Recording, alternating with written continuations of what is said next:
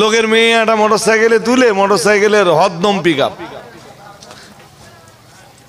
বিরাট speed গাড়ির। এও তো নির্লজ্জ কাজ। লোকের মেয়েটারে মোটরসাইকেলে তুলে যে কায়দায় বসিয়েছে, কোন লজ্জাশীল লোক এইভাবে বসাতে পারে? আরে হ্যাঁ না, কিছু বলে না। তো এটা কি কাজ? নির্লজ্জ কাজ, ফাহেশা কাজ। যেমন হাদিসে এসছে, রাসূলুল্লাহ বলেন, আল খামরু রাসু কুল্লি ফাহিশাতিন। রাসূল বলেছেন, মদ হলো সমস্ত মাথা।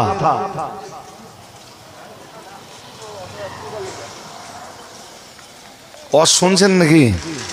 সমস্ত নির্লজ্জ কাজের মাথা কি? মদ। মদ বলো কবিরার ভিতরে আছে, বলো কবিরার বাইরে না, ও কবিরা। এরপরে এই নির্লজ্জ রাসূল আলাদা করে ফাহেশা বলে ঘোষণা দিচ্ছেন। ফাওয়াহিশ, ফাহশা, এই জাতীয় শব্দ দিয়ে আল্লাহ রাসূল উল্লেখ করতেছেন উম্মতের অতি সাবধানতার জন্য, বান্দা বান্দীদের সাবধানতার জন্য। সুবহানাল্লাহ। কিন্তু বান্দাবান্দি এ তো চরম জয়ের অসতর্ক।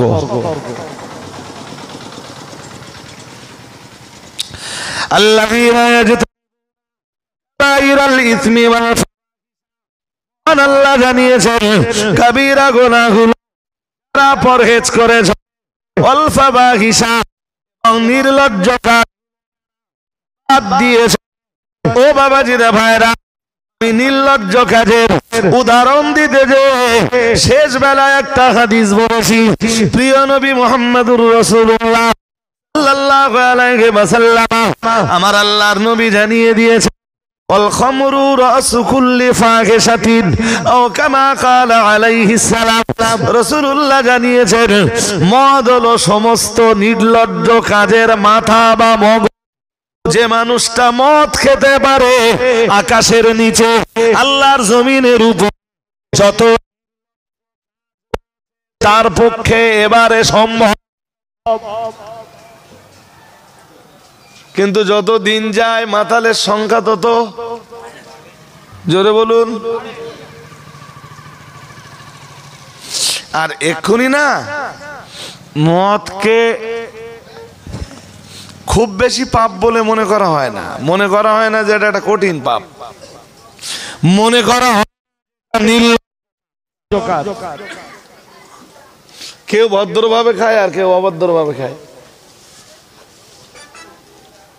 যাদের পয়সা কম তারা একটু কম মূল্যের মদ খায়, আর যাদের পয়সা বেশি কিছু বলে না। হ্যাঁ, বেশি বেশি দাম দিয়ে ঘরের ভিতরে বসে খায়। হ্যাঁ, তো এই মদ্যপানের অভ্যাস এ যেমন বাড়ছে ছেলেদের ভিতরে, আর তেমন বাড়ছে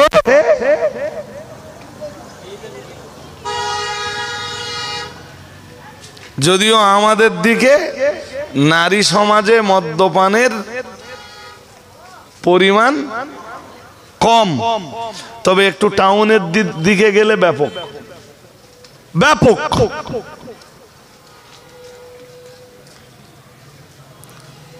যাক ছাড়েন ভাই, সোজা সাপটা কথায় আমি কারোর বিরুদ্ধেও বলতে বসিনি আর সমালোচনাও করতে বসিনি।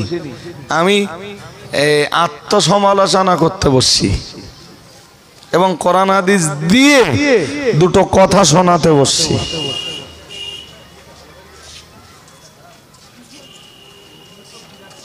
আল্লাহ এই দুটো কাজকে বাদ দিতে বলছেন, গোনায় কাবিরা আর নির্লজ্জ পাপ যেগুলো। এরপরে যদি সগীরা কিছু গোনা হয়ে যায়, আমরা বললাম আল্লাহ ওগুলোর উপায়। আল্লাহ ইন্না রাব্বাকা ওয়াসিউল মাগফিরা, আল্লাহ জানিয়েছেন আল্লাহ পাক রব্বুল আলামিন ইন্না রাব্বাকা ওয়াসিউল মাগফিরাহ। আল্লাহ পাক রব্বুল আলামিন বললেন, নির্লজ্জ কাজগুলো জীবন থেকে বাদ দিয়ে চলতে পারো, আর যদি কবিরা গুনাহগুলো নিজেদের জীবন থেকে পরহেজ করে চলতে পারো, আল্লাহ পাক রব্বুল আলামিন বললেন, ইন্না রাব্বাকা ওয়াসিউল মাগফিরাহ। আল্লাহ বললেন, তবে আমি আল্লাহ পাক রব্বুল আলামিন তোমাদের ছোট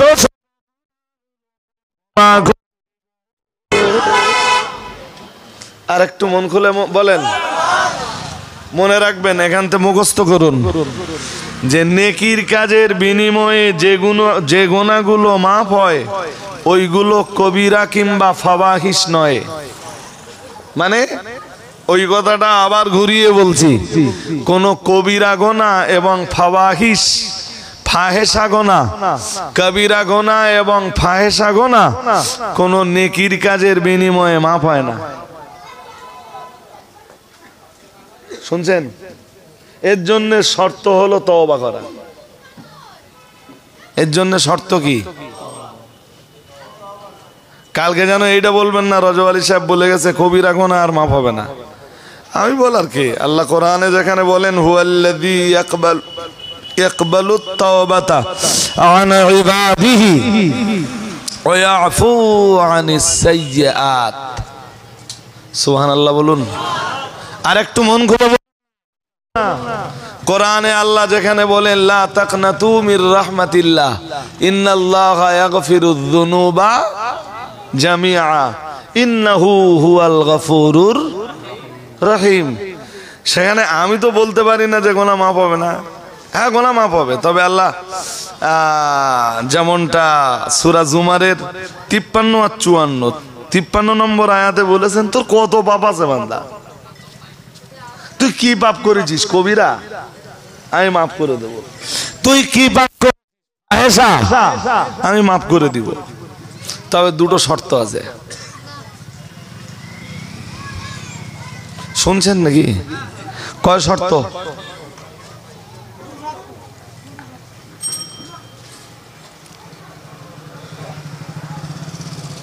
আমরা বললাম কি কি?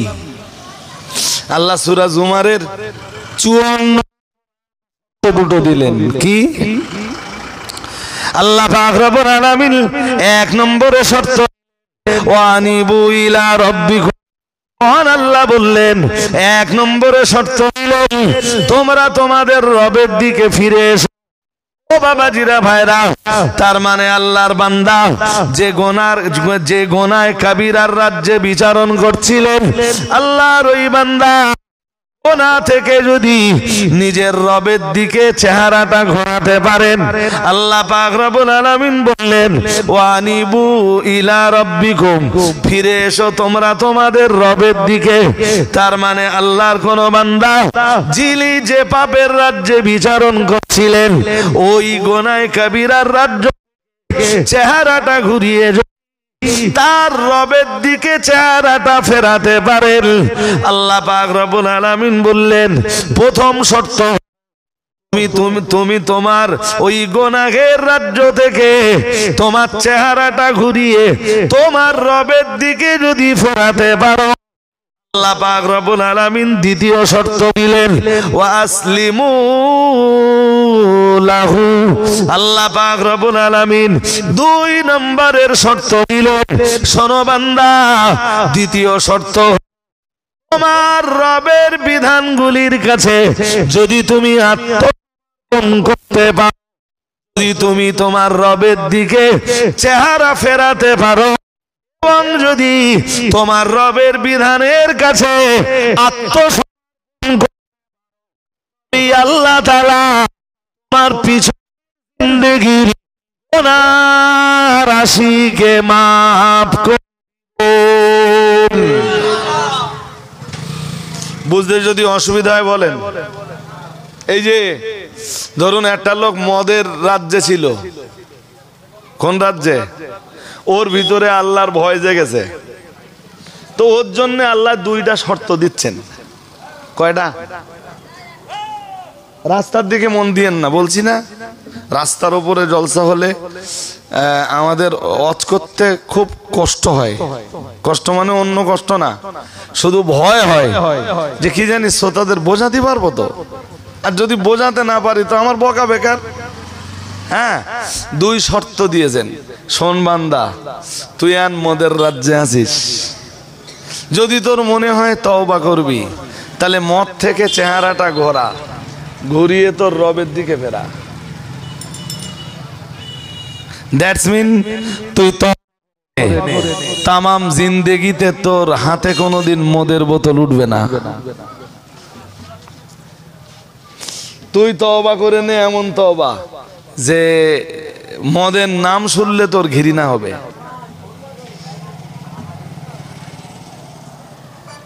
শুনছেন নাকি? মদের নাম শুনলে তো ঘৃণা হবে। জি, যদি তুই এইভাবে তোর চেহারা তোর রবের দিকে ফেরাতে পারিস, তুই যদি তোর রবের কাছে এই কন্ডিশনে ফিরে আসতে পারিস, তোর রব তোর পিছনের 20 বছরের মদ পান করা গোনা মাফ করে দিবেন। তবে ওই যে টান মেরে ফেলে দিবি জিন্দেগিতে, আর তুই মদের বোতলে হাত দিতে।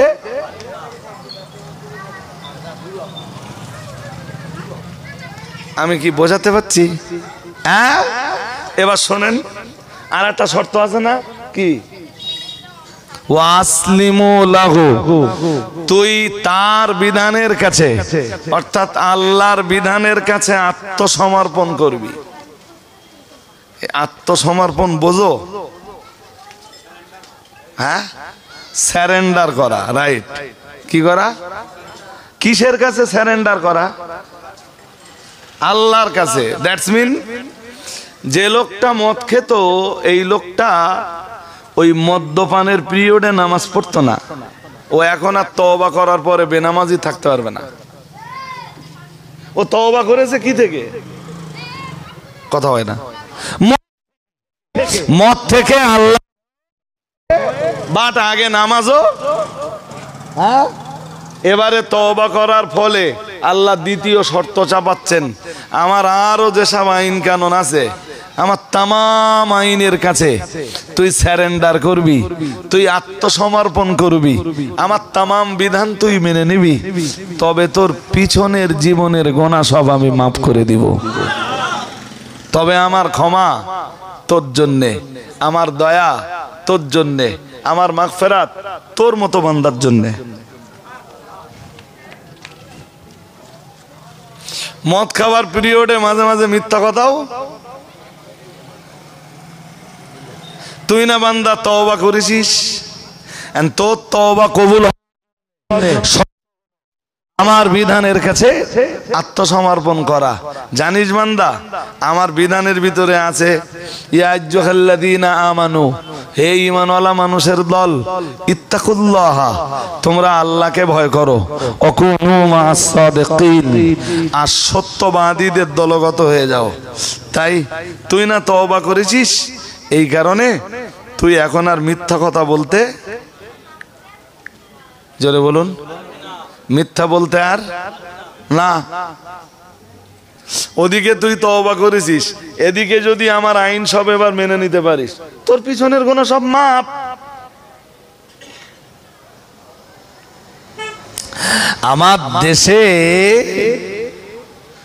আমার দেশে সাধারণত যেটা ঘটে, সেটা কি ঘটে জানেন? কিছু বলে না। কি ঘটে মানে বলছি, এবার আমি বলতেছি শুনে নেন তাহলে। ভাই সাহেব বলতেছ কি ঘটে, আমরা কি করে জানবো? যেটা ঘটে সেটা সূরা জুমারের 53 আর 54 পরপর দুটো আয়াত আছে। লা তাকনাতু মির রাহমাতিল্লাহ, লা মির রাহমাতিল্লাহি ইন্নাল্লাহ ইয়াগফিরুয যুনুবা জামিআ ইন্নাহু হুয়াল গফুরুর রহিম। খুব সুদ দিয়ে শুধু 53 হয়। রাস্তায় মন দেন না, রাস্তায় মন দেন না। ও জ্যাম মাঝে মাঝে একটু হবে জি। 53 নম্বর আয়াতটা সুদ দিয়ে পড়া হয়, বাংলা মানেটাও বলা হয়, কিন্তু 54 নম্বর আয়াতে যে শর্ত আছে এই শর্তটা বলা হয় না।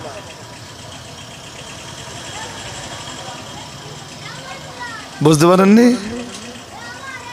আমি আবার একটু যদি লম্বা বলে ফেলি আর কি, হ্যাঁ, আমি যদি লম্বা করে বলে ফেলি তো আমার বিরুদ্ধে আবার মুখ খোলার লোক অনেক। কি বলেন? হ্যাঁ হ্যাঁ। আর যখন স্বাভাবিকভাবে না পারে, এই যে যখন স্বাভাবিক অবস্থায় পেরে না ওঠে তখন কি করে? গাইল দেয়।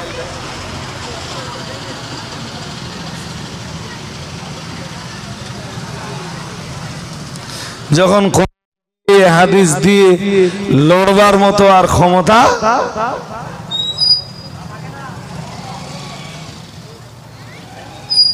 কি দিয়ে যে আপনার বোঝাই। আচ্ছা, যেটা বুঝতেছিলাম ওইটা দিয়েই বোঝেন। এই যে কি কি মাত দিতে বলেছেন আল্লাহ? গোনায় কাবিরা, গোনায়।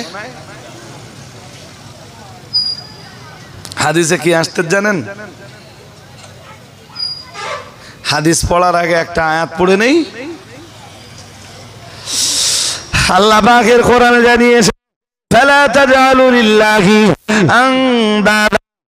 আল্লাহ পাক রব্বুল আলামিন জানিয়েছেন ফালা তাজআলু লিল্লাহি আনদাদা। আল্লাহর বান্দারা মনে রাখো, আল্লাহর বান্দিরা মনে রাখো, তোমরা যে আল্লাহর ইবাদত করবা, খবরদার খবরদার ওই আল্লাহর কোন পার্টনার নির্ধারণ, আল্লাহর কোন শরীকদার, আল্লাহর কোন শরীক নির্ধারণ, আল্লাহর কোন অংশীদার নির্ধারণ তোমরা করো না। ফালা তাজআলু লিল্লাহি আনদাদা। আল্লাহ পাক রব্বুল আলামিন বললেন যে আল্লাহর জন্য ইবাদত করবা, আল্লাহর জন্য সালাত আদায় করবা, যে আল্লাহর জন্য রুকু করবা, আল্লাহর জন্য সাজদা করবা। আল্লাহ পাক রব্বুল আলামিন বললেন না না না না না, আল্লাহর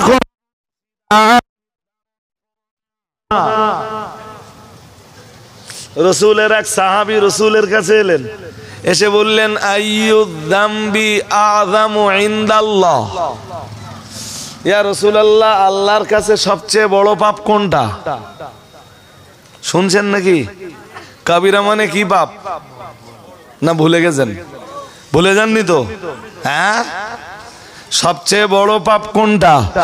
কালান নবী সাল্লাল্লাহু আলাইহি ওয়াসাল্লাম আন তাজআলা লিল্লাহি নিদ্দা ওয়া হুয়া খালাক। মন দিয়ে শুনতে হবে, মন দিয়ে শুনতে হবে। প্রিয় মুহাম্মদুর রাসূলুল্লাহ সাল্লাল্লাহু আলাইহি ওয়াসাল্লাম বললেন আন তাজআলা লিল্লাহি নিদ্দা। আল্লাহ পাকের রাসূল বললেন আল্লাহর জন্য কোন অংশীদার নির্ধারণ করা, আল্লাহর কোন পার্টনার নির্ধারণ করা। ওয়া হুয়া খালাকাক, তিনি তোমাকে সৃষ্টি করেছেন।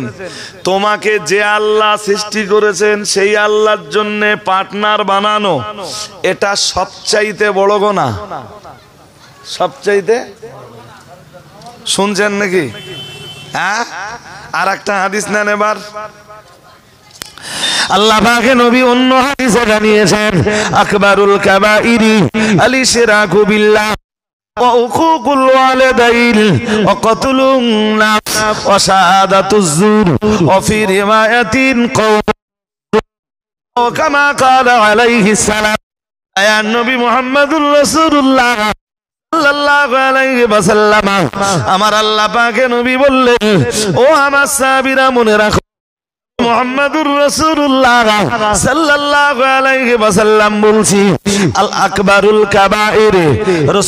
রাসূলুল্লাহ জানিয়েছেন যত গুনাহ আছে, যত কাবিরা গুনাহ আছে, যত বড় গুনাহ আছে, বড়র বড় সব চাইতে বড়, মুখস্থ করুন।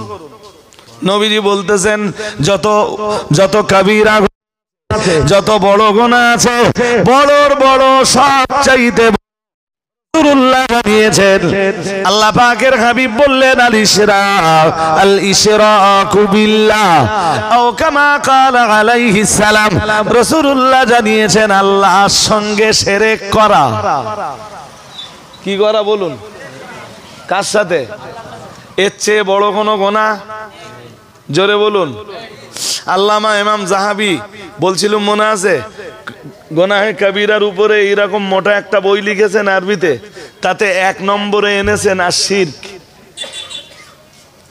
কি এনেছেন? শিরক নিয়েও আমি যে লম্বা আলোচনা করছি তা না। যদি আমি শিরক নিয়ে আলোচনা করি তাও তো 1 মজলিসের আলোচনা করে ফেলতে পারবো, 1-1.5 ঘন্টা শিরকের উপরে আলোচনা করে ফেলতে পারবো ইনশাল্লাহ। সবচেয়ে বড় গুনাহ কি? জোরে বলে না। শিরক। আমরা কি পড়েছি বলুন তো? আমরা একত্ববাদে বিশ্বাসী না বহুত্ববাদে বিশ্বাসী?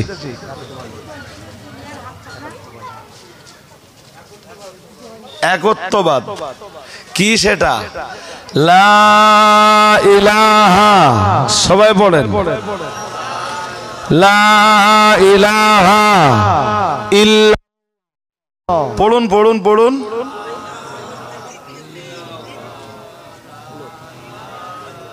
কই পড়তেছেন? আরো মন দিয়ে পড়েন।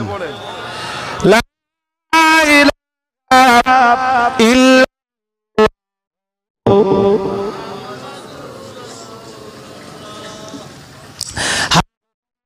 মনে রাখুন, আমরা এই যে কালেমা পড়লাম, আল্লাহ এখানে আমি একটা আয়াত এবার শোনাবো। 14 পারা সূরা নাহালের 100 আয়াত। যদি কলেমা পড়ার পরে কেউ বহুত্ববাদকে স্বীকার করে,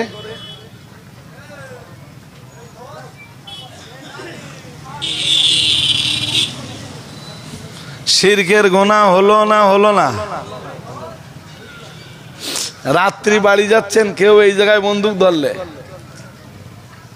বললো বল আল্লাহ একজন না বহুজন? ঠিক করে বলেন। এখন তো বলতেছেন বন্দুক এই জায়গায় কেউ নেই আশপাশে।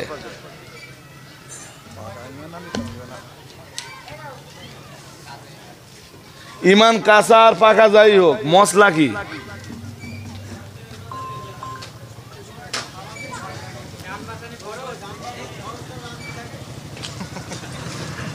মানে কতটা চালাক আমারে বলতে দেখেন।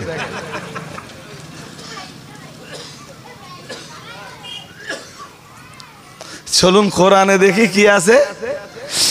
আল্লাহ পাকের মান কাফারা বিল্লাহি মিন ঈমানিহি ইল্লা মান কলবুহু মুতমাইন্নুম বিল ঈমান। এটা সূরা নাহলের 106 নম্বর আয়াত। সূরা নাহলের এতক্ষণ ধরে কি শুনলেন? অনেক আলোচনায় শুনেছেন, তার ভিতরে এক আলোচনা উঠে এসছে শিরক করা। জোর করে বলে না, শিরক করা শুধু কবিরা না, বড়র বড়, সবচেয়ে বড়, বড়র বড়, সবচেয়ে বড়। আল্লাহ এই আয়াতে বলতেছেন মান কাফারা বিল্লাহ, কেউ কুফরি করলো আল্লাহর সাথে। কার সাথে? জোর করে বলে না। মিন বাদে ঈমানিহি, ঈমানের পরে, ঈমানের পরে কেউ কি করলো? কুফরি করলো। কি করলো? জোর করে বলে না। হ্যাঁ, ঈমানের পরে কেউ কুফরি করলো। কার সাথে? আল্লাহর সাথে। ইল্লা মান উকরিহা, তবে কুফরিটা সে ইচ্ছাকৃত করেনি, তার প্রতি জবরদস্তি প্রয়োগ করা হয়েছে। কি করা হয়েছে? বল প্রয়োগ করা হয়েছে, জানের হুমকি দেওয়া হয়েছে, মেরে দেবো। আমি আগে আয়াতটা বলে নিচ্ছি। হ্যাঁ, আল্লাহ বলতেছেন কলবুহু মুতমাইন্নুম বিল ঈমান, কিন্তু তার অন্তরে ঈমান আছে। অন্তরে কি আছে? তার অন্তর বলছে লা ইলাহা ইল্লাল্লাহ, কিন্তু এখান ধরে রেখেছে এই বয়সে তার মুখ বলতেছে আল্লাহ তিনজন। শুনছেন নাকি? মুখ কি বলতেছে, অন্তর কি বলতেছে? আল্লাহ আল্লাহ। মনে রাখবেন, এরকম ঘটনা যদি কখনো ঘটে, এক্ষেত্রে রাস্তা দুটো, রাস্তা দুটো। প্রথমটারে আরবিতে বলে আজিমাত। কি বলে? এরকম ঘটনা ঘটলে তার রাস্তা এক রাস্তা না দু রাস্তা। আর যে মৌলবী এক রাস্তা দেখতে পায় আর এক রাস্তা দেখতে পায় না, ওটা দাজ্জাল। দাজ্জালের কয় চোখ?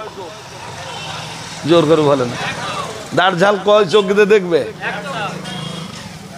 আমি শরীয়তের ফতোয়াটাই বলছি। জি, এখানে শরীয়ত দুটো রাস্তা দিয়েছে। একটা হলো আমার জীবন যায় যাবে, আমি ঈমান ছাড়বো না। জীবন যায় যাবে, ঈমান ছাড়বো না। ও বলে তুই গুলি করলু, আমি বলবো লা ইলাহা ইল্লাল্লাহ, লা ইলাহা ইল্লাল্লাহ। আমার ঈমান, আমার জীবন চলে যাবে, তবুও ঈমান দিব না। এই কন্ডিশনে এই রকম সিদ্ধান্তকে শরীয়তের ভাষায় বলা হয় আজিমাত। কি বলে? কথা কি বুঝতেছেন? মুফতি সাহেব আসলে ঝাল দিয়ে নেবেন। হ্যাঁ, আর একটা রাস্তা আছে, তার নাম রুখসত। তার নাম, হ্যাঁ, ও কলবে ঈমান রেখে মুখে মুখে বাঁচবার জন্য বলতে পারে।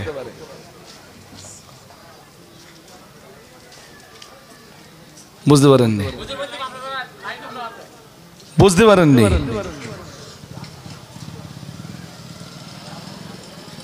বুঝতে পেরেছেন কি? ও মুখে মুখে মুখে মুখে কলবে কি আছে? কলবুহু মুতমাইন্নুম বিল ঈমান। ওর কলবে রয়েছে ঈমান। ওই ঈমান কলবে জায়গা দিয়ে শুধু বাঁচবার জন্য ও কুফরিটা করে ফেলেছে। ও বাবাজিরা ভাইরা, আগেই শরীয়ত এরকম কন্ডিশনে দুইটা রাস্তা বেঁধে দিয়েছে। একটা রাস্তার নাম ঈমান, আর একটা রাস্তার নাম রুখসাতের ক্ষেত্রে কিছু ছাড়পত্র থাকে। যারা শুধু আজিমাতটা দেখে, রুখসাতটা দেখতে পায় না, এদের এক চোখ কানা না? হ্যাঁ না বলবা তো? যারা শুধু কি দেখে, রুখসাত, আজিমাতটা দেখতে পায় না, এদের এক চোখ কানা না? হ্যাঁ না বলবেন তো? হ্যাঁ, কি বলেছিলাম? এক চোখ কানাকার। জোর করে বলেন। এরম কিছু মৌলভী সাহেব আমাদের দেশে এখন পাওয়া যাচ্ছে, শুনছেন নাকি? এরম কিছু মৌলভী সাহেব শুধু এক চোখ দিয়ে এরম করে দেখে।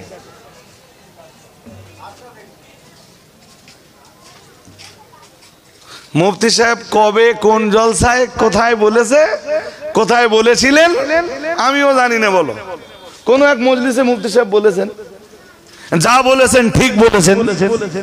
মুফতি সাহেব বলেছেন নারীর কণ্ঠের আওয়াজও পর্দা।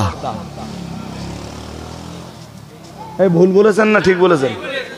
ঠিক বলেছেন না? ঠিক বলেছেন। জি, সেইটারে তুলে ধরে এখন মুফতি সাহেবের বিরুদ্ধে নানান ফতোয়াবাজি চলতেছে। আমি বুখারী শরীফের এক হাদিস দিয়ে অজ করতে করতে বলেছি, জি, যে কানের জেনা হলো নারীর কণ্ঠের আকর্ষণীয় কথাবার্তা শোনা। এ তো বুখারীর হাদিসে আছে। কোথায় আছে? এ আমার কথা না রসুলের কথা? জোর করে বলে না, রসুলের জি এ বলবো না বাদ দেবো? বলতে হবে তো, বলতে হবে তো, বলতে হবে না? আমার সে কথা টেনে এনে আর মুফতি সাহেবের সেই কথাটারে টেনে এনে দুটোরে এক জায়গায় করেছে, এক জায়গায় করে এবারে বলছে তোমরাই ফতোয়া দিলে নারীর কণ্ঠের আওয়াজ কি পর্দা, তোমরাই ফতোয়া দিলে নারীর কণ্ঠের আওয়াজ শুনলে জেনার গোনা হয়, জেনার গোনা হয়। আর তোমরা এখন কি করতেছো? এ মালের কচক আর এক চোখে দেখতে হবে তো। হ্যাঁ না বলবে?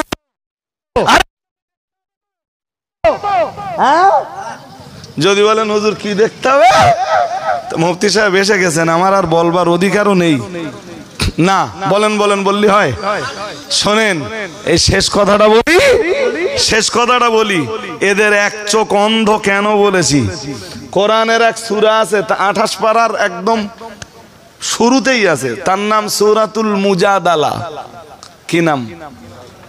কথা কয় না, তা কি করে বোঝাবো? কি নাম তার? নাম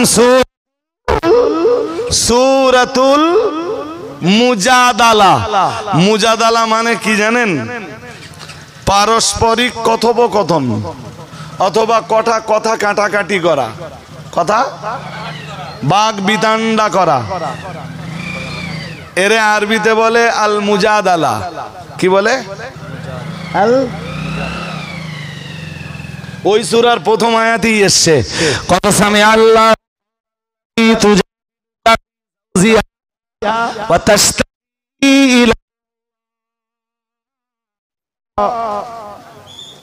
আমি জানি না যেসব মৌলবী এক চোখ দিয়ে দেখতেছে তারা এসব পড়েছে কিনা। আমার কথা বুঝতে পারেননি? মহান আল্লাহ জানিয়েছেন কদ সামি আল্লাহ, নিশ্চয়ই আল্লাহ শুনেছেন। আমরা জানো বললাম আল্লাহ শুনেছেন কার কথা? মহান আল্লাহ বললেন কওল আল্লাহ, ওই মহিলার আল্লাতী তুজাদিলুক, যে মহিলা ও নবী আপনার সাথে কথোপকথন করছিল। কার সাথে কথোপকথন করছে? নবীও কথা বলছেন, ওই মহিলাও কথা বলছে। নবীর কথা মহিলা শুনছে, মহিলার কথাও পর্দা লাগবে না? হ্যাঁ না বলে না? জোর করে বলবেন তো। রাত্রের বেলায় 3 ঘন্টা ধরে কোন নারীর সঙ্গে প্রেম আলাপ করে আকর্ষণীয় কথাবার্তা বলে, আমি সেটারে জেনার গোনা বলবো না? বলবো না? মুফতি সাহেব সেটাকে নারীর কণ্ঠের আওয়াজ পর্দা বলবেন না? বলবেন না? জোর করে বলেন। হ্যাঁ, রাসূল পাকের জামানায় রাসূল যেদিন আমি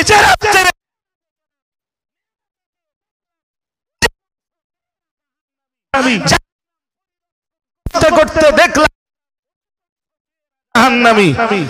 মেয়েরাই জিজ্ঞেস করলো কুল্লা ওয়া বিমা ইয়া রাসূলুল্লাহ, মেয়েদের কণ্ঠের আওয়াজ কে শুনছে? জোর করে বলে না? তো জানার জন্য, শিক্ষা অর্জনের জন্য নারীর মানে পুরুষের সঙ্গে কথা বলার অধিকার আছে না নেই? হ্যাঁ, খোদ মেয়েরাই কথা বলছে কুল্লা ওয়া বিমা ইয়া রাসূলুল্লাহ। হুজুর মেয়েরা এত জাহান্নামী কেন? তাদের পাপ কি? তো রাসূল পাপগুলো মেয়েদের আবার পরে বলে দিলেন। সুবহানাল্লাহ বলতে পারেন না? হ্যাঁ, তাহলে যে মৌলবী আমার সেদিনের বক্তব্য আর মুফতি বক্তব্যকে নিয়ে আজকের বাজার, এ মৌলবীর এক চোখ না 2 চোখ? আর যা মানে এক চোখ কার হয়? জোর করে বলেন। বুঝতে অসুবিধা হচ্ছে? ভাই শেষ কথা বলি, মুফতি সাহেব এসেও গেছেন, আর আমার বলবার বলেছি না যে মুফতি সাহেবকে আমার কাছে কথা না শুনে মুফতি সাহেবের কাছে শুনলে আপনাদের জ্ঞান আরো বাড়বে না। সূরা মায়েদা 3 নম্বর আয়াত শুনছেন নাকি? ক নম্বর আয়াত? 3 নম্বর আয়াতে আল্লাহ হারামের লম্বা ফিরিজ দিয়েছেন, আয়াত নম্বর 3। আমি শুধু শুরুটা বলছি। الميتة والدم ولحم الخنزير وما أهل لغير الله به والمنخنقة والموقوذة والمتردية والنتيحة। আয়াত অনেক লম্বা। এই আয়াতে কোন কোন জিনিস হারাম আল্লাহ তা আলোচনা করছেন। করতে করতে আল্লাহ বলছেন হুররিমাত আলাইকুমুল মাইতাত, মরা জিনিস তোমাদের জন্য হারাম করা হয়েছে। কি জিনিস? জোর করে বলে না। মরা প্রাণী, মরা প্রাণী। বেশ, আর কি হারাম করা হয়েছে? ওয়াদ্দাম, আয়াদ্দামুল মাসফু, প্রবাহিত রক্ত। প্রবাহিত রক্ত তোমাদের প্রতি কি করা হয়েছে? হারাম করা হয়েছে। নাম্বার 3 ওয়ালাহমুল খিনজির, তোমাদের জন্য হারাম করা হয়েছে শুকরের গোশত। কিসের গোশত? এরপরেও আল্লাহ অনেকগুলো হারাম জিনিসের নাম উল্লেখ করেছেন। সবগুলো বলতে গেলে তোমার সময় যাবে। এগুলো হারাম তো? হ্যাঁ না জোর করে বলে না। হ্যাঁ হারাম। চলুন ওই আয়াতের শেষের দিকে একটু দেখি। ওই আয়াতের শেষের দিকে আছে, একদম শেষ অংশে, যে ফামানিদু তুরাফি মাখমাসাতিন গায়রা মুতাজানিফিল ইসমিন ফাইন্না, মন ওদিকে দিলে আমি বোঝাবো কি করে? এবার আমি তো আবার এই এক চোখ না দুই চোখ এইটা তো বোঝাবো। এক চোখ না দু চোখ এটা বুঝতে গেলে মন দিয়ে শুনতেও তারপর তো বুঝবেন যে এক চোখ না দু চোখ। ওই একই আয়াতে 3 নম্বর আয়াতটা বলেছিলাম অনেক লম্বা।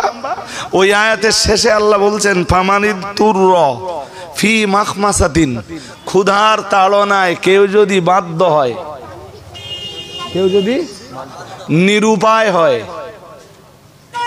এই যে ওই মরা প্রাণী হারাম করেছে না, কোথাও কোনো খাবার আর নেই, জীবন একদম শেষ পর্যায়ে।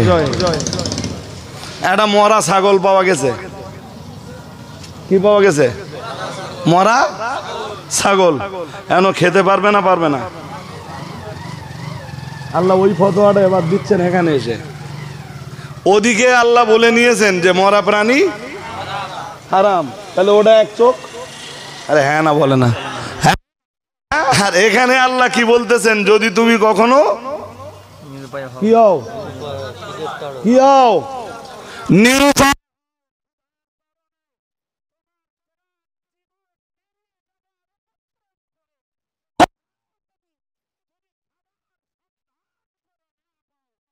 তবে আল্লাহ বললেন গায়রা মুতাজানিফিল ইসমিন, আল্লাহ বললেন জি যে পাপের দিকে যদি কোনো ঝোঁক না থাকে, পাপের ঝোঁকে নয়, বরং নিরুপায় হয়ে ওই মরা জিনিস খেতে বাধ্য হচ্ছে। আল্লাহ কোরআনে নিজে ফতোয়া দিচ্ছেন। কি ফতোয়া? আল্লাহ বললেন ফাইন্নাল্লাহা গফুরুর রহিম, নিশ্চয়ই আল্লাহ তার প্রতি দয়াশীল ও ক্ষমাকারী।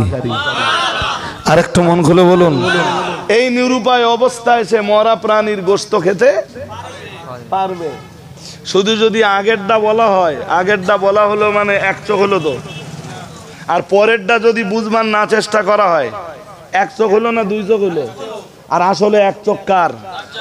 হ্যাঁ জি, এ জিনিসের অভাব বলো আজকের সমাজে।